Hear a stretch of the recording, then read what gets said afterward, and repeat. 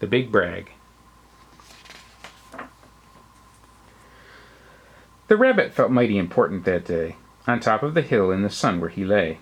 He felt so important up there on that hill that he started in bragging as animals will, and he boasted out loud and he threw out his chest, "Of all the beasts in the world, I'm the best.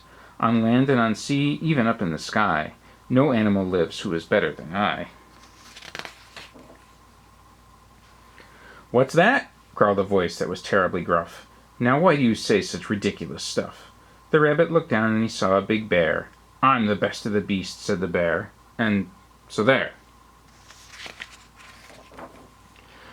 "You're not," snapped the rabbit. "I'm better than you." "Pooh," the bear snorted. "Again I say, pooh. You talk mighty big, Mr. Rabbit, that's true. But how can you prove it? Just what can you do?" Thought the rabbit. "Now what can I do?"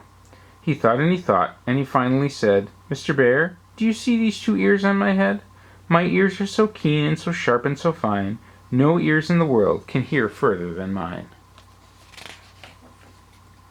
The bear grunted. He looked at each ear. "You say they are good," said the bear with a sneer. "But how do I know just how far they can hear?" "I'll prove," said the rabbit, "my ears are the best. You sit there and watch me. I'll prove it by test." Then he stiffened his ears till they both stood up high, and he pointed straight up at the blue of the sky. He stretched his ears open as wide as he could. "Shh, I'm listening," he said as he stood. He listened so hard that he started to sweat, and the fur on his ears and his forehead got wet. For 7 long minutes he stood, then he stirred, and he said to the bear, "Do you know what I heard? Do you see that far mountain? It's 90 miles off. There's a fly on that mountain. I just heard him cough. Now the cough of a fly, sir, is quite hard to hear when he's 90 miles off, but I heard it quite clear. So you see," bragged the rabbit, "it's perfectly true that my ears are the best, so I'm better than you." The bear for a moment just sulked as he sat, for he knew that his ears couldn't hear things like that. This rabbit, he thought, made a fool out of me. Now I've got to prove that I'm better than he. So he said to the rabbit, "You hear pretty well. You can hear 90 miles, but how far can you smell?" "I'm the greatest of smellers," he bragged. "See my nose? This nose on my face is the finest that grows. My nose can smell anything, both far and near. With my nose I can smell twice as far as you hear." "You can't," snapped the rabbit. "I can," growled the bear, and he stuck his big nose way up high in the air.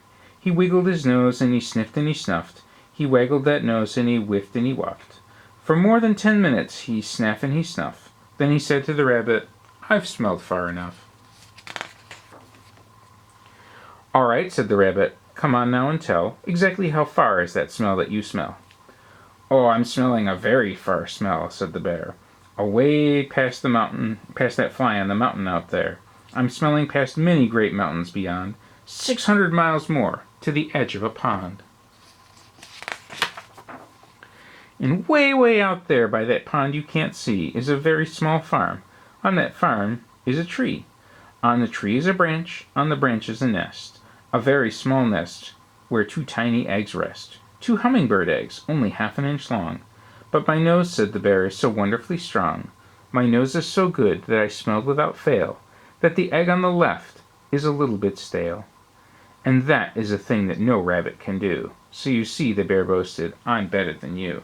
My smeller's so keen that it just can't be beat." "What's that?" called a voice from way down by his feet. The bear and the rabbit looked down at the ground, and they saw an old worm crawling out of the ground. "Now, boys," said the worm, "you've been bragging a lot. You both think you're great, but I think you are not. You're not half as good as a fellow like me. You hear and you smell, but how far can you see? Now I'm here to prove to you big boasting guys that your nose and your ears aren't as good as my eyes." And the little old worm cocked his head to one side, and he opened his eyes and he opened them wide, and they looked far away with a strange sort of stare, as if they were burning 2 holes in the air. The eyes of that worm almost popped from his head. He stared half an hour, till his eyelids got red. "That's enough," growled the bear. "Tell the rabbit and me, how far did you look, and just what did you see?" "Well, boys," the worm answered, "that look that I took was a look that looked farther than you'll ever look. I looked across the ocean, way out to Japan, for I can see farther than anyone can.